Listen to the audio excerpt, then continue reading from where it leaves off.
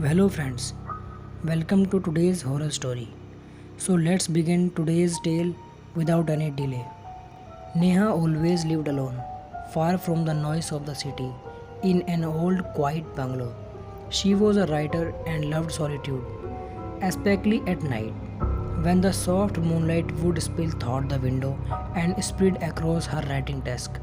But tonight the silence was unsettling. A strange rumor had been circulating in the city a few days ago. People had gone missing, and their bodies were never found. Some whispered that a thing roamed a street at night, hidden in the shadow. Neha had ignored such talks. She believed it was just imagination. Tonight, it was raining heavily. Thunder roared, and the wind howled like a scream.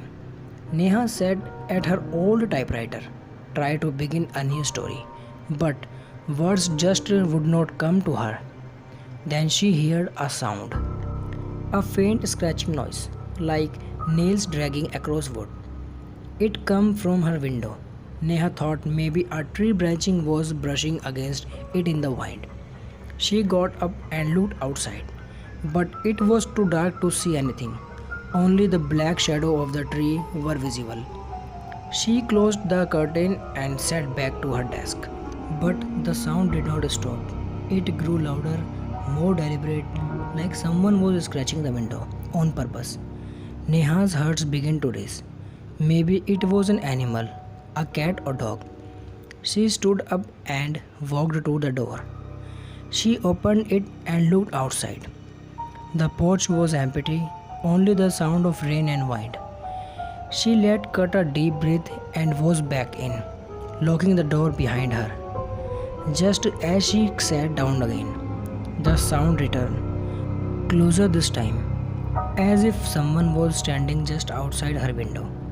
Goosebumps rose all over her skin. She tried to calm herself, telling herself it was just her imagination. She picked up a book to distract herself. Then another sound. This time it was not scratching, it was a soft knock. Neha froze. No animal knocked like that. Was someone really out there? Were the rumors true? She picked up a flashlight and slowly walked toward the window. Her hand trembled. She pulled the curtain aside and shined the light outside. Nothing, just rain and darkness. She scanned the tree, the bushes, no one. She sighed in relief. Probably just a prank by some kid. She returned to her desk. Suddenly loud began on the door. Neha jumped. The sound came from the front door. She could not gather the courage to move. Her whole body was cold. Again, loud banging on the door. Repeated banging with a low growl. Now she could hear a growl too. But it was not like an animal. It was something else. Something terrifying. Neha held her breath. She stayed where she was. Eye fixed on the door. The knocking stopped. Silence returned. Only the sound of rain and thunder. She thought it was over. Gathering courage, she slowly moved toward the door. Just as her hand touched the door handle, a thin black hand slid in under the door, like a piece of shadow come to life. Neha screamed. She jumped back, heart pounding. The hand crawled slowly inside. Its nails was long and sharp, like a predator. Neha quietly looked around. On the wall hung an old axe, one her grandfather used for hunting. She lunged and grabbed it. The hand was fully inside now, slithering toward her like a snake.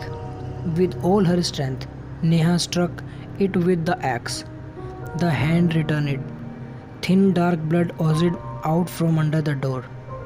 Breathing heavily, Neha stood frozen, still holding the axe. Her eyes locked on the door. Neha hoped it was gone. Then she heard a whisper, a low, creepy whisper, like someone speaking right into her ear. You are inside, but I am outside, and now I am coming in. The voice came from nowhere. It was inside her head. She covered her ears, but the voice would not stop. She screamed, "Go away, leave me alone."